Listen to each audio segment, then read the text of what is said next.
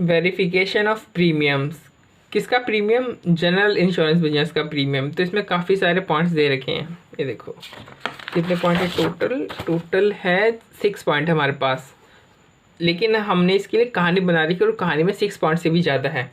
तो हम पहले कहानी देख लेते हैं, फिर कहानी में से इसके पॉइंट्स हम निकाल लेंगे। ये कहानी है कि एक शहर में चिंटू और मिंटू इंश्योरेंस एजेंट का काम करते थे। दोनों अपने शहर से बहुत दूर एक गांव में रजिस्टर बनाने वाले एक फैक्ट्री के मालिक के पास गए और उसको बातों में लगाकर उससे प्रीमियम एडवांस में ले लिया और उससे एडवांस प्रीमियम के अलावा पीरियोडिकल प्रीमियम भी कलेक्ट कर लिया और ऊपर से उसके ऊपर जीएसटी भी लगा दिया। उसके बदले में उसको कवर नोट तक नहीं दिया। कितना गलत काम किया ना। उसको कहा, यानी फैक्ट्री के मालिक को कहा कि तेरा रिस्क इंसेप्शन हो गया, मतलब तेरा रिस्क शुरू हो गया। कुछ दिनों के बाद फैक्ट्री के मालिक को पता चला कि उसकी तो पॉलिसी कैंसिल हो गई। जब उसने अपने प्रीमियम रिफंड के लिए चिंटू मिंटू को कहा तो उन्होंने फ़ोन नहीं उठाया। फैक्ट्री के मालिक का खुद पर इंटरनल कंट्रोल नहीं रहा और उसने चिंटू मिंटू उन दोनों को काट दिया। तो हम इस स्टोरी में से पॉइंट ड्राइव कर लेते हैं। सबसे पहला है कलेक्शन बाय एजेंट। तो एजेंट जो अमाउंट कलेक्ट करते हैं पॉलिसी होल्डर से इंश्योरेंस बिजनेस को, वो amount as soon as possible insurance agent से कलेक्ट कर लेना चाहिए। फिर आता है प्रीमियम रजिस्टर। तो premium register should be maintained chronologically for each underwriting department. Then है प्रीमियम रिसीव्ड इन एडवांस।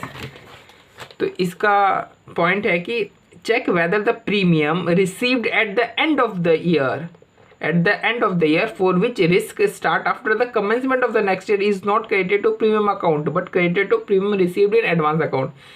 मतलब कि ईयर एंड पर जो भी प्रीमियम मिला है जिसका रिस्क नेक्स्ट ईयर से शुरू हो रहा है, उसको आपने इस साल के प्रीमियम अकाउंट में नहीं डालना है बल्कि premium received in advance account में डालना है। फिर है पीरियोडिकल प्रीमियम। तो इसका है कि where policies have been issued with a provision to collect premium under installment, the auditor should check whether premium are collected as and when they become due।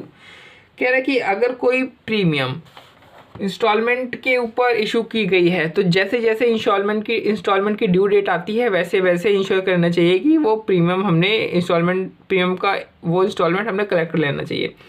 अब जैसे अभी इस पॉलिसी बाजार पे 1 करोड़ का इंश्योरेंस आता है तो वैसे तो देखो एनुअली प्रीमियम पे किया जाता है, बट इन्होंने क्या किया, इन्होंने 49 रुपीज़ का मंथली कर दिया। यानी 49 रुपीज़ क्या है, एक तरीके से इंस्टॉलमेंट है मंथली। तो ये इंस्टॉलमेंट कलेक्ट कर लेना चाहिए।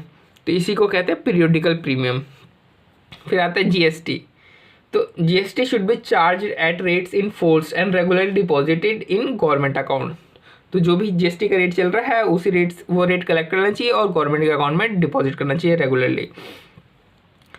कवर नोट का कि all the cover notes for the risk assumed have been serially numbered. ठीक है, तो कवर नोट को आपने सीरियली नंबर करना है। Risk Inception. Premium in respect of risk incepting during the relevant assessment year have been accounted as premium income of that year as the basis of premium revenue recognition। कह रहा है कि जिस premium का जिस year में risk Inception होता है, यानी जिस प्रीमियम का जिस ईयर में रिस्क एज्यूम किया जाता है उस प्रीमियम को उसी ईयर में रिकॉर्ड किया जाना चाहिए। और प्रीमियम को रिकॉर्ड करने का बेसिस क्या होता है, रिस्क इंसेप्शन होता है। ये बात यहाँ पे बोली गई है। फिर कैंसलेशन ऑफ पॉलिसी। तो पॉलिसी कैंसलेशन के केस में क्या किया जाना चाहिए कि आपने देखना चाहिए कि जो पॉलिसी कैंसिल की गई है वो उसकी जो रिक्वेस्ट पीरियड है वो विद इन द पीरियड मिली है कि नहीं मिली है।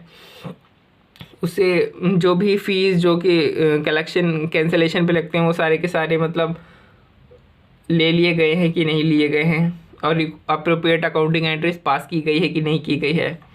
फिर है रिफंड ऑफ प्रीमियम।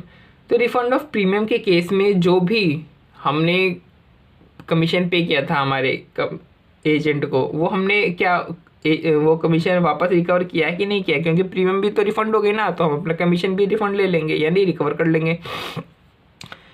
फिर यहाँ पे बात है कि इंटरनल कंट्रोल। तो internal control and compliance as laid down for collection and recording of premium. तो हमें चेक करना चाहिए कि प्रीमियम की कलेक्शन और रिकॉर्डिंग के लिए कौन कौन से इंटरनल कंट्रोल्स और कंप्लायंस जो है वो लेट डाउन किए गए हैं। फिर है cut off procedures to verify whether risk assumed during the year with respect to collection submitted by agents after cut off date. तो हमें ये चेक करना है कि कट ऑफ डेट के बाद जो एजेंट ने जो प्रीमियम कलेक्ट करके हमने दिया है क्या उससे रिलेटेड हमने कोई रिस्क एज्यूम किया है ड्यूरिंग द ईयर। तो ये सारे पॉइंट्स थे।